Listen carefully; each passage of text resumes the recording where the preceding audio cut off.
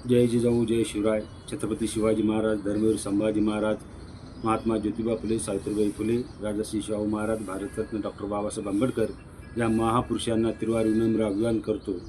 आज मी या नवजीवन पुनर्विवाह यूट्यूब चॅनलच्या माध्यमातून संभाजीनगर जिल्ह्यातील तसेच इतर जिल्ह्यातील मराठा समाज बांधवांना तसेच इतर समाज बांधवांना विनंती करतो की कृपया सिल्लोड तालुक्यात नियोजित होणाऱ्या विधवा घटस्फोटित आणि एकल महिला पुनर्विवाह परिचय मेळावा सोहळ्यासाठी जोरदार तयारी चालू आहे. जवळपास आम्ही 1 महिन्यापासून या कार्यक्रमाचे नियोजन करत आहे. उत्तम प्रतिसाद असा आम्हाला मिळत आहे.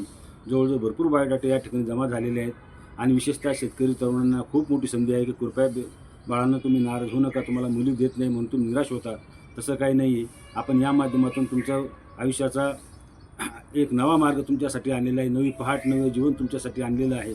की कृपया तुम्ही विधवा घटस्फोट आणि एकल महिलासोबत पुनर्विवाह करावा, जेणेकरून तुमचं आयुष्य सुखी होईल. या दृष्टीने मी वारंवार यूट्यूब चॅनलच्या माध्यमातून आपणास जनजागृती करत आहे. महिलांचे खूप मोठी लक्षणीय अशी बायोडाटे जमा होत आहेत, परंतु संभाजीनगर जिल्हा हा खूप मोठा लोकसंख्येने मोठा आहे, समाज खूप मोठा आहे, मराठा समाज मोठा आहे, इतर समाज मोठा आहे. कृपया ज्या महिला माहेरात आहेत कृपया त्यांना अशी विनंती आहे की कृपया आपण स्वतः तुम्हाला तर लग्न करायचं आहे, तुम्हाला आयुष्याचा जोडदार पाहिजे, आयुष्याचा साथीदार तुम्हाला पाहिजे आहे, परंतु तुम्ही बोलू शकत नाही.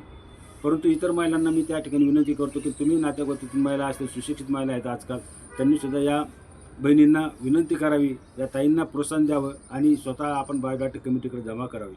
या नियोजन कमिटीमध्ये आपण सर्वांचे मोबाईल नंबर दिलेले आहेत. तुम्ही त्यांच्याकडे बायोडाटे जमा करा.